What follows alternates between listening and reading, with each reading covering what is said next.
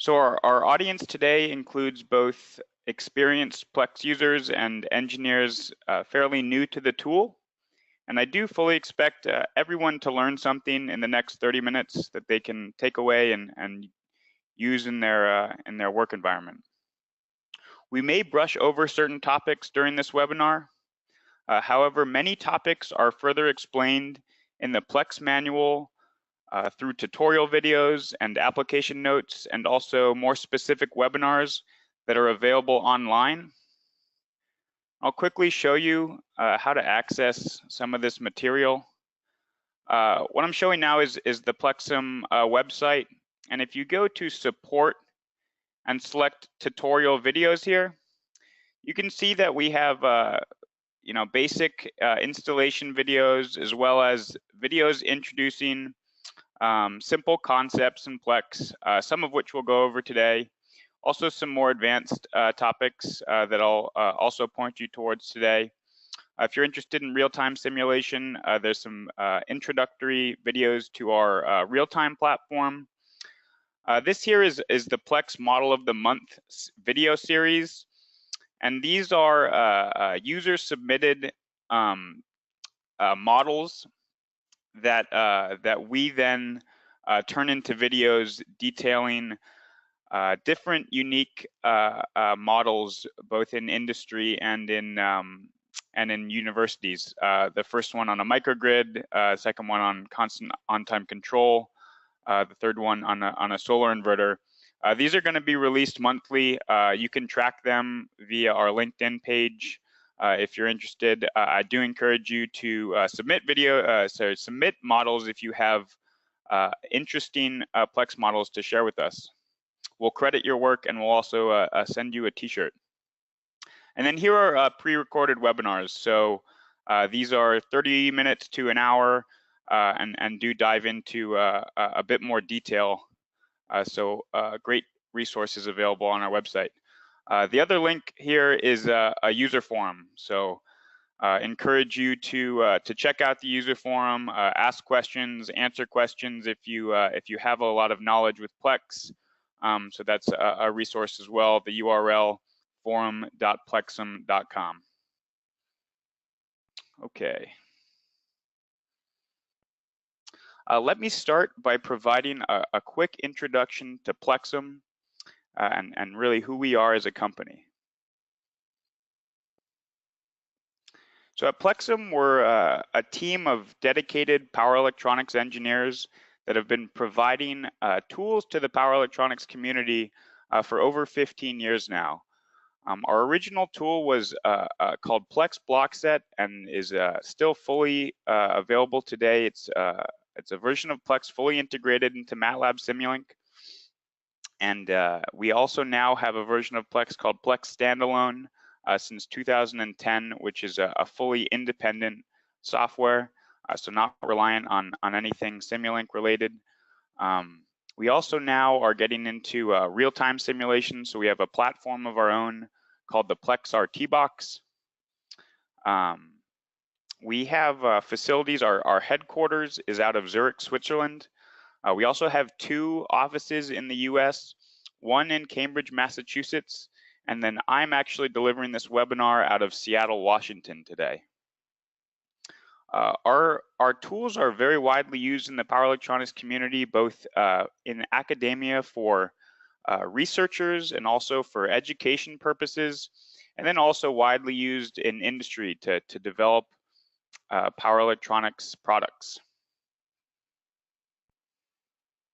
At the core of the Plex toolchain is the Plex simulation software, and it was specifically designed to model power converters, including the system in which they operate. Features of Plex include ease of use, ultra-fast simulation speed, numerical robustness, an extensive and open component library, and support for multiple physical domains. Using Plex, an engineer can quickly sketch out a complete power conversion system. Once a Plex system model has enough fidelity, it can then be used as a virtual system testbed. For example, the model can be utilized to test and develop control software, either using our controls library state machine block, or C script and DLL blocks to execute embedded code. A quick tip is that models developed in Plex standalone and Plex block set are transferable. So if you happen to have a license called Plex Combo, there's a license of Plex available called Plex Combo, and it gives you access to both versions. So consider using both versions to take advantage of the speed boost that standalone offers, but then you also get the features that are included in MATLAB Simulink. And then student licenses of Plex always include access to both versions. I won't talk much about real-time simulation today, but please be aware that we do have a system called the Plex RT Box. The RT Box was built entirely in-house and provides a fully integrated real-time environment for our users. It is a state-of-the-art real-time simulator based on a 1 gigahertz Xilinx Zinc SoC, that's system on chip. It has 64 digital and 32 analog I/O, which allows it to interface to external hardware. It can be used both as a hardware-in-the-loop hill test system or as a rapid control prototyping platform. The multiple functions allow the box to fully prototype, test, and verify control code. There's a lot of material on the RT Box available online, multiple webinars that we've done on motor drive systems, on using the RT Box for solar inverter applications. So please look at that material or ask us if you have any specific questions for us. And good advice when looking at hill systems is really to consider a vendor that provides a fully integrated solution. What sets the RT Box apart from other offerings is the way that it is integrated into our established software package Plex for offline simulation. The Plex demo library is a great resource to jumpstart your team's power electronics projects with simulation. So take advantage of the modeling efforts put in by our power electronics engineers at Plexim, who have built this really extensive library of actual circuits that are ready to be opened, modified, and simulated. The library includes many detailed control schemes, as well as systems that include thermal and magnetic and mechanical elements of a system. And we'll actually revert to the demo model library frequently once we open Plex in a few moments here. As I've mentioned, Plex is really known as a simulation platform for power electronics systems. And within that system, typical power electronics components such as semiconductors, inductors, and capacitors are of course included in the library. However, you can really further utilize the tool by including the magnetic, thermal, and mechanical aspects of a power conversion system. Again, I won't dive into too much detail here, but we do have a webinar available on the internet called Multi-Physical Domain Modeling in Plex, and the different domains are further explored in this webinar. It's a really good one if you do get the chance to check it out. Okay, so I will now actually open Plex, and we'll get started here.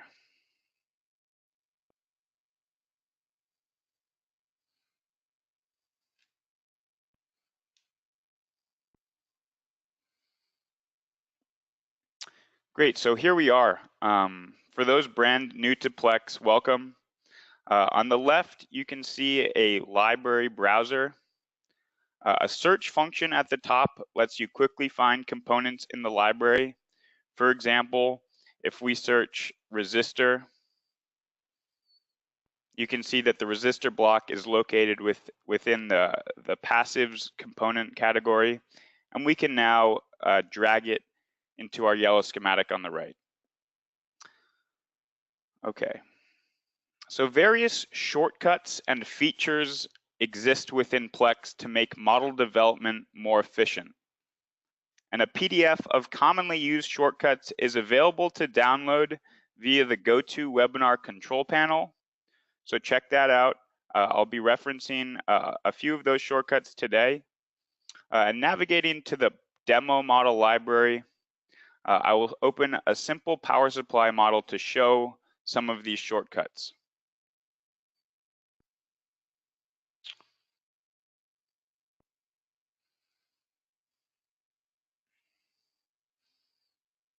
Okay.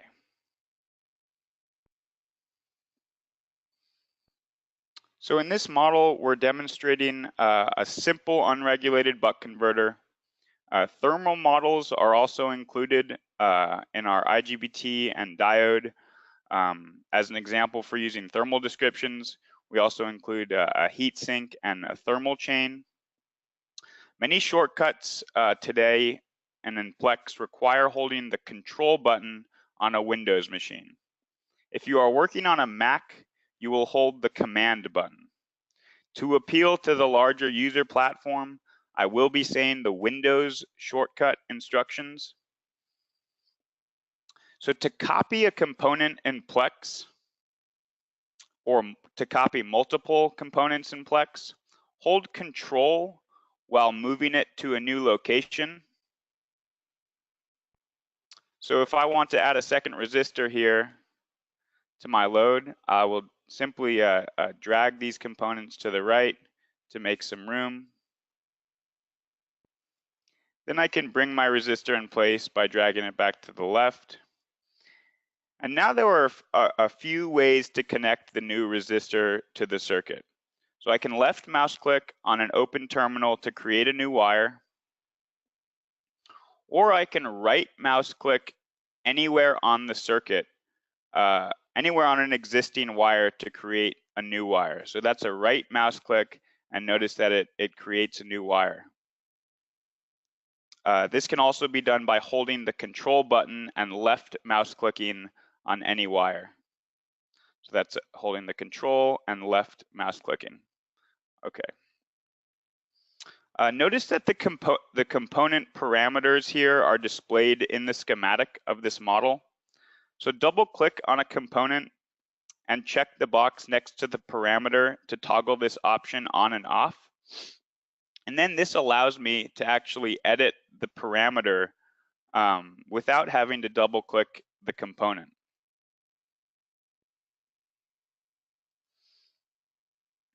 Hold Shift while clicking and dragging a component or multiple components to remove it from the circuit. And this is a nice way to remove a component without having to delete the component or the wire terminals that it connects to. You can use the shortcut Control R to rotate a component. And likewise, you can use the shortcut Control F to flip the component left or right. And then we can use the shortcut Control I to invert or flip up and down. To place the component back into the circuit, all we need to do is we can use the existing connections. So we can just drag and drop it over those existing connections. But in Plex, we can also just insert that component directly into the circuit, and Plex will do the rest. For example, I can place it right here, and Plex will automatically insert that component into the circuit. Obviously, that's not a good place for our inductor to be, so we're going to put it back where it belongs. This is a Plex probe block. You can use Plex probes to monitor component signals. So you can drag and drop a component into the probe. For example, if I drag and drop this capacitor, you'll notice that the component signals of that component get populated, and we can then select them, which ones we want the probe to output. Right now, we have our probe monitoring the heat sink of our the temperature of our heat sink, and we'll leave it at that.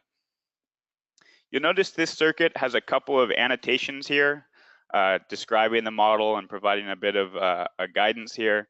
You can annotate a circuit anywhere by double clicking on the location where you want the text to display.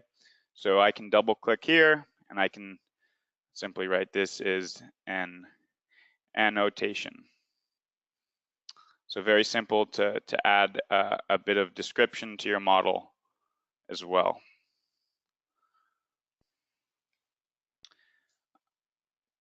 You can press Control, comma to quickly navigate to the Plex preferences window. And notice here that there are two different styles to draw resistors and capacitors.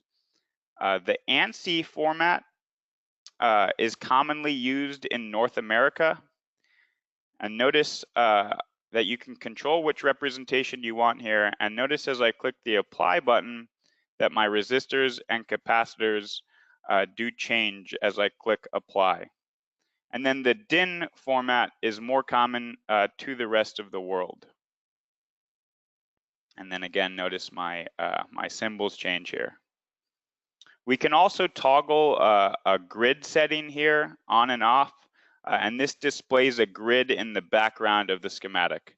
So notice as I toggle that to off and click Apply, our grid is no longer displayed on our yellow schematic here.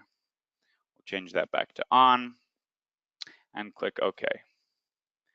Great. So I'm going to open up a new demo model here to show a few more features and shortcuts. So navigating back to the demo model library, I'll go to motor drives. We'll just do the first one here.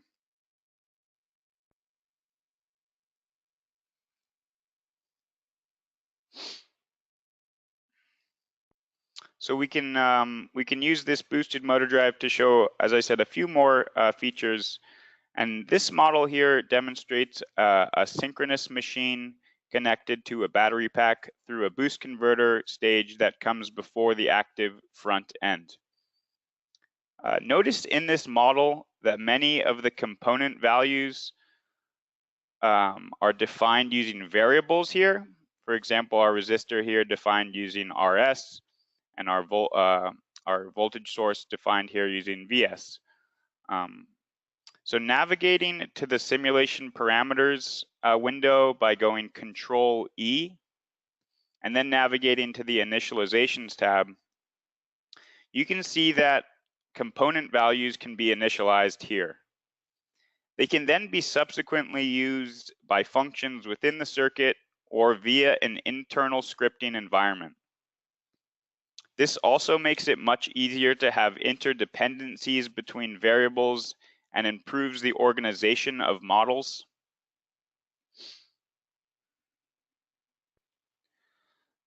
Great. You also notice in this schematic that we have several subsystems. Our DC to DC converter, our drive, our machine, and our speed compensator block are all subsystems. So we can click on a subsystem, and using the shortcut Control U, we can quickly look under the hood of that subsystem. You can also do this by double clicking on an unmasked subsystem, such as our DC to DC converter. Subsystems can be added to a schematic by again going to our library browser and searching subsystem, and you can see that we can then drag and drop a subsystem into our schematic. If we double click it, we'll see that we can then add components to the inside. This can also be done by highlighting a set of components. For example, I can highlight my load, and I can use the shortcut Control G, and it'll quickly create a subsystem that includes those highlighted components. That shortcut is simply a shortcut for right-clicking and going to create subsystem. So two different ways to do that straight from the schematic. Notice that if I double-click on my speed compensator block, that instead of opening another schematic, a customizable user interface opens. So this is an example of a masked subsystem. It appears as an atomic component, and the user can customize it with its own icon and dialog box. This speed compensator does not have a custom icon, but it does include a customized dialog box to specify gains. Many of the components in Plex are in fact masked subsystems, and all components in Plex are open to users for inspection and editing, including our library of complex electric machines located in the category electrical and the subcategory electric machines. So nothing is treated as a black box except for our fundamental building blocks. And we can go to our machine here, look under the mask by going Control-U, and we can continue to dive into the details of this component until we reach the most basic building block components, such as a function block used here.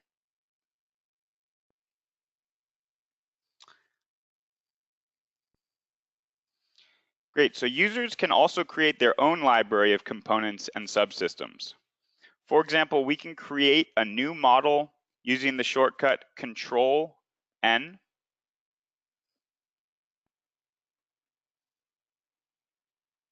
And then we can copy our PMSM drive, for example. And notice all I'm doing is dragging this over to the new schematic, and I can drop it into the new schematic without having to copy it. Plex knows that you're trying to include this in a new model, and I've actually already added this to my user library. And just a quick trick as well. I know I often have multiple Plex windows open and frequently lose track of my library browser. So press Control-L to quickly locate your library browser.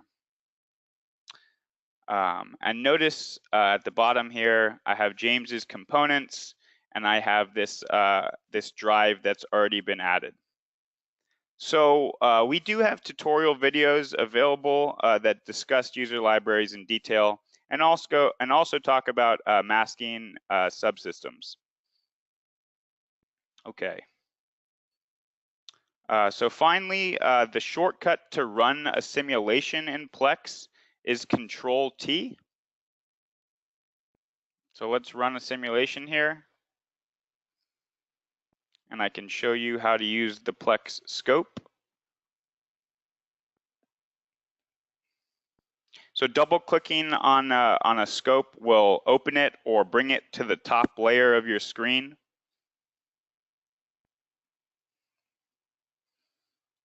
And now we can examine simulation results.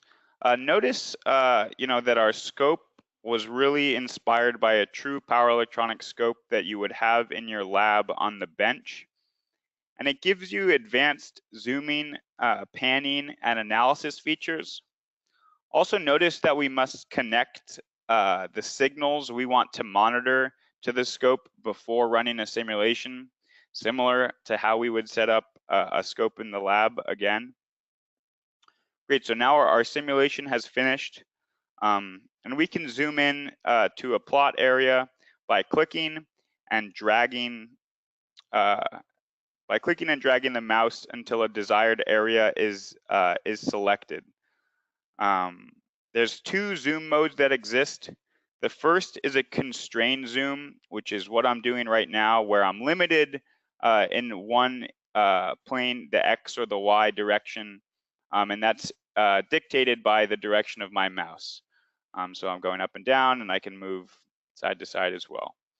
The other type of zoom is a free zoom, and you can actually hold the Control key, and you can temporarily switch zoom mode. So I'm holding the Control, and I'm still holding the Control, and I want to zoom in on this part of my circuit, of my simulation. And then once here, a zoom area can be panned by dragging on the x-axis or the y-axis of the plot, down here or over here.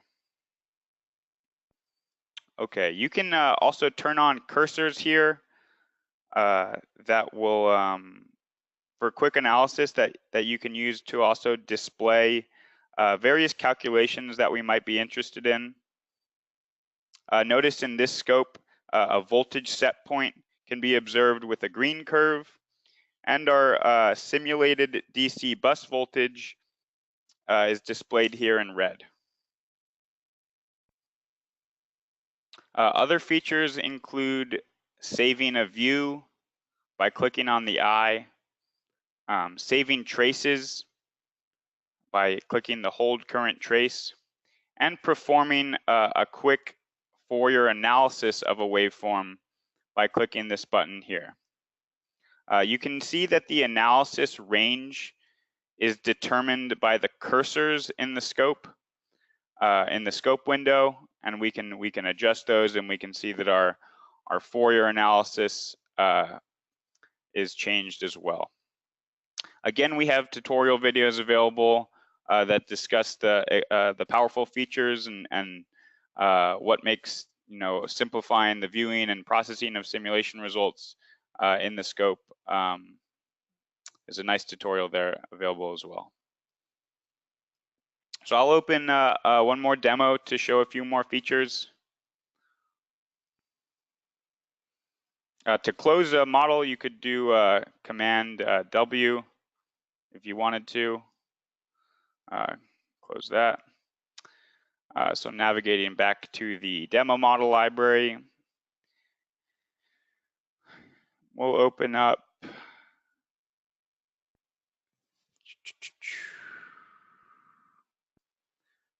Let's open up this guy. Cool. So this model here demonstrates a phase shift DC to DC converter with a magnetically integrated current doubler. So the combined transformer and output inductors are implemented using the Plex magnetic domain. Thermal descriptions are also assigned to all 4 of our MOSFET switches in the full bridge, as well as the output diodes. So sometimes in simulation, it is not practical to run a complete simulation to see waveforms at steady state. One example of this is running a simulation to determine the stationary temperature levels of the dissipator and or the semiconductor. So in that sort of case, you would have to wait until the thermal transients have settled, and due to large thermal time constants, this sort of simulation can take a very long time. So instead, you can perform a steady state analysis on the circuit. So from the simulation menu, you can go to analysis tools. There's also a shortcut here shown. I don't use this shortcut. 3 key shortcuts are a bit, I'm just gonna go to the menu and click it.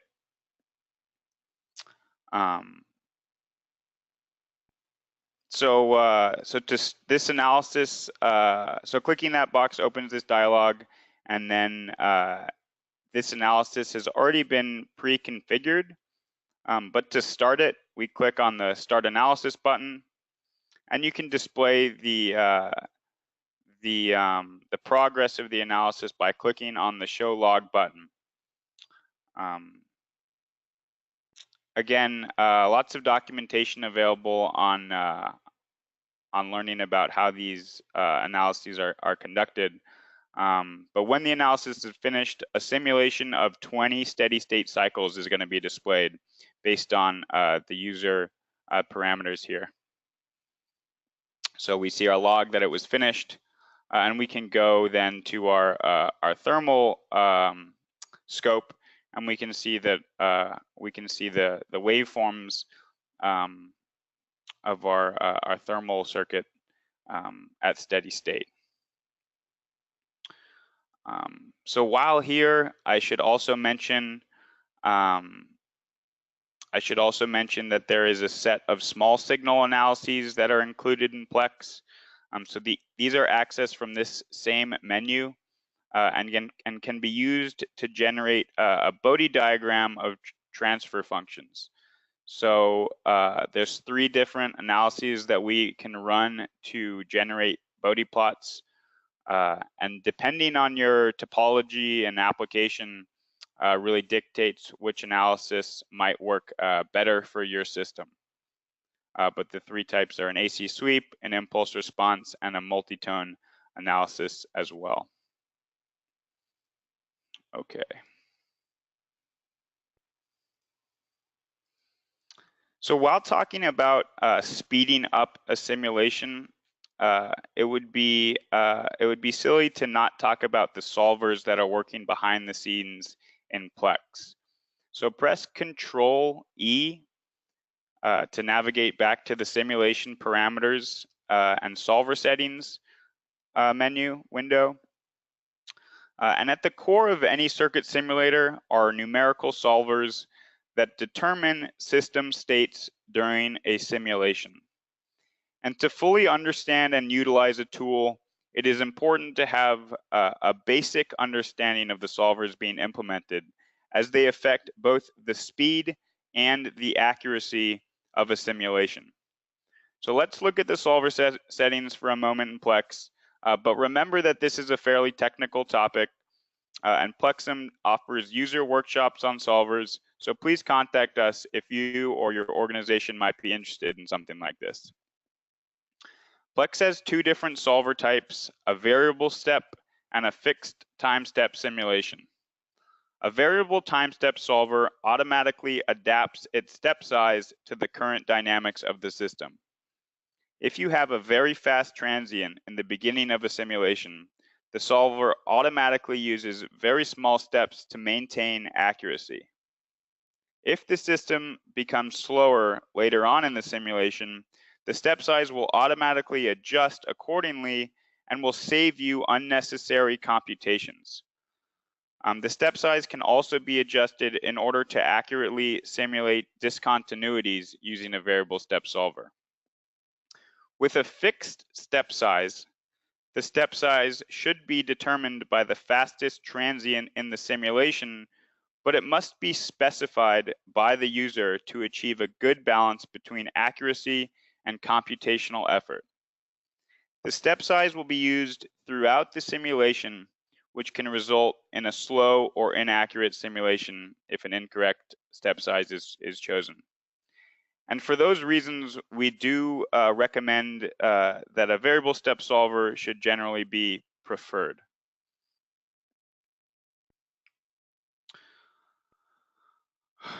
Okay, so that does actually conclude our webinar today. I hope that everyone was able to kind of learn something in Plex that they might not have learned before about shortcuts and neat features available within the tool that make your modeling and simulation a bit more efficient. And we can take questions now.